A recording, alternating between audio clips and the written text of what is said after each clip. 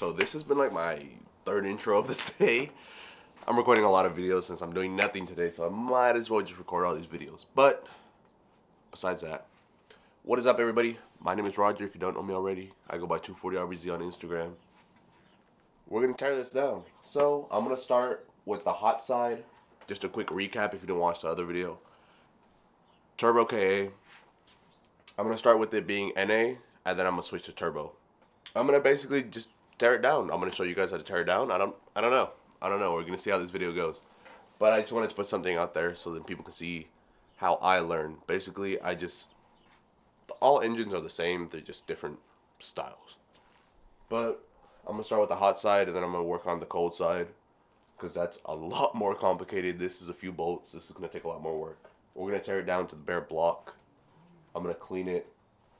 I'm gonna paint it. I'm gonna make it look nice. But yeah, less rambling from me, and let's just cue the cinematic B-roll, whatever it's called.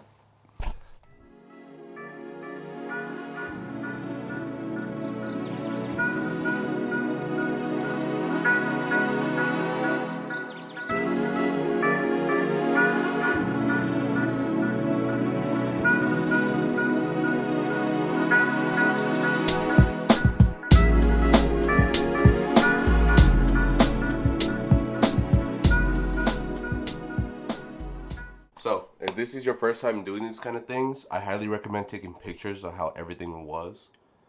Since I'm not going with this setup anymore, it's not necessary for me.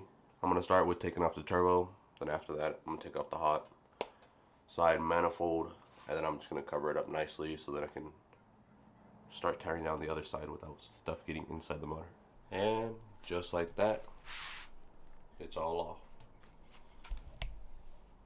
4 bolts. 4 bolts for the turbo and like 6 bolts from the manifold, 8 bolts, whatever it was. 8 bolts right here.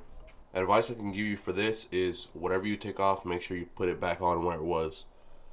So I don't need these bolts on here, but I know if I put it in a plastic bag, they're gonna get lost somewhere. Same thing with these. Just because I don't need them, put them back on, leave them where they were, so the next time I'm like, oh, where are they? Oh, where they belong. Same thing with this. I left these gaskets on. I'm probably going to get new ones anyways, but they're on there. Now I'm going to take out the power steering and then work my way to the cold side. I'm going to take off these mounts as well. Just get everything nice and cleaned up. So I officially did all the most easiest things to do here. Motor mounts, power steering, turbo manifold, turbo. I did the motor mount on this side. So I'm kind of taking a good look at this. I think I'm going to just separate everything because I want to clean everything individually anyways. And either way, I'm going to dump all this EGR stuff, the emission stuff. This got to go, this got to go. Blank plate, all that stuff. I'm going to reroute everything that's here in the middle. There's some guy that's really good at explaining everything that needs to be done for the EGR delete stuff. Sorry about my voice, like allergies have been kicking my rear because it's officially April, so allergy seasons are coming, so I'm gonna be sounding like this for a little bit. Every morning, it's not really morning right now, but every morning I have like the deepest voice because of my allergies. It's really messing me up, but I'm pushing through. I took off the oil filter and the oil filter housing down here. It's about 4 bolts. Alternator was 3 bolts.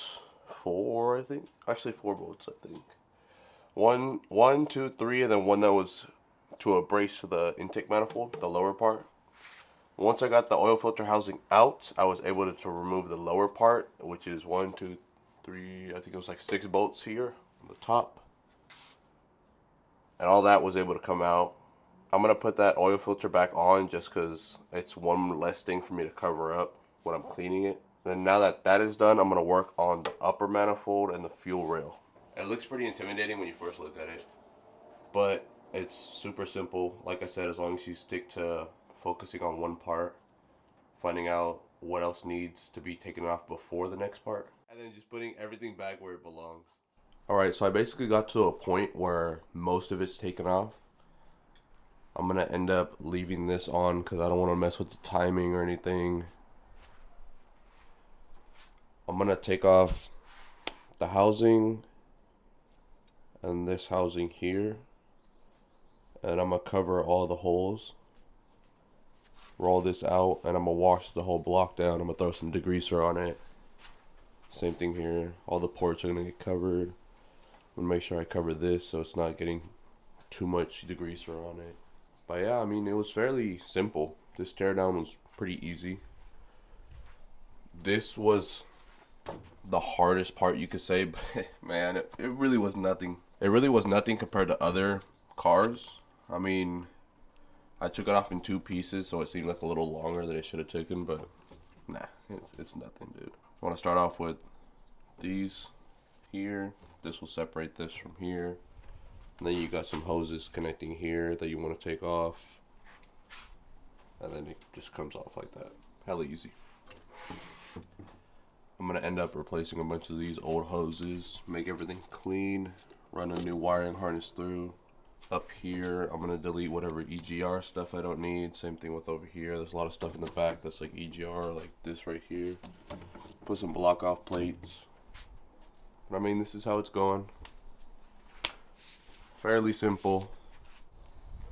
Right. I went over the top as usual with my taping. It just makes it easier for me not to worry about all this stuff. But threw some water on it. Now I threw some degreaser on it. I'm letting it sit, getting it nice and clean because this thing dirty. So I've been kind of doing my own thing. I went to the store to grab some paint. I wanted to tell you guys why I'm going with the cast aluminum silver look. I've painted my motors black. I've always done that. And let me just tell you, dude, it is so hard to find where oil is leaking from. My RB is leaking oil from the valve covers, but I see oil from here, there, and looking at the block is just pitch black. I don't see anything. But what somebody told me was, as long as you don't use black or brown, you can see oil on any other color. So, what I go with, this cast aluminum silver look. I went with this, $12.99, original non-smudge aluminum finish. So, let's say I'm leaking oil out of here. I'm going to see the oil marks here. Leaking oil out of the head. I'm going to see the oil from here. Yada yada. It makes it just so much easier to see oil. That's the original side over here. I haven't got into it yet. But you can see this is how it's coming out. I think I'm at a good stopping point right now. I got all this painted. I don't know how I feel about the silver. I'm used to the black motors where it just hides everything, but like I said, this is gonna have to grow on me. Like I said, I'm used to painting motors black, so they come out looking like this. I feel like it just looks weird, you know? This was the other 510 I was talking about. All he really did was just put the exhaust manifold straight pipe to like a muffler in the back. Stockish intake. He did the Tepa swaps pulley. Everything else is stock for the most part. They're pretty simple to put on. I mean, you even use the same brackets, engine mounts. Use the stock 240SX brackets and the stock engine mounts for the 510. And all you have to do is flip this cross member. This used to go this way, now it goes this way. So, I'm going to close this video out. Thank you guys so much for watching. If you like this content, it seems kind of boring to me. Like, I would watch this. I mean, just watching me take shit apart and stuff like that, just to get an idea of how everything works. But if you guys like this kind of content, I mean, comment down below. I'll just keep doing stuff like this where I tear stuff down. I give a little walkthrough of what needs to be taken apart. It is always easy to take stuff apart. The hard part is putting everything that you took off back together, because taking stuff apart, you don't have to think about it. But putting it back together, you're going to be like, where did this go? Where did that go? Where did this go? And that's why I recommend putting everything back to where it was when you take it apart, just so when you put it back together, it's a little easier. Thank you guys so much for watching. If you like this video, hit the thumbs up. Leave a comment down below of what you think I should work on, what you liked, what you didn't like, and what else do you want to see in the future. But yeah, Make sure to hit that subscribe button. I know some of y'all aren't subscribed. I know. Till next time. Peace out.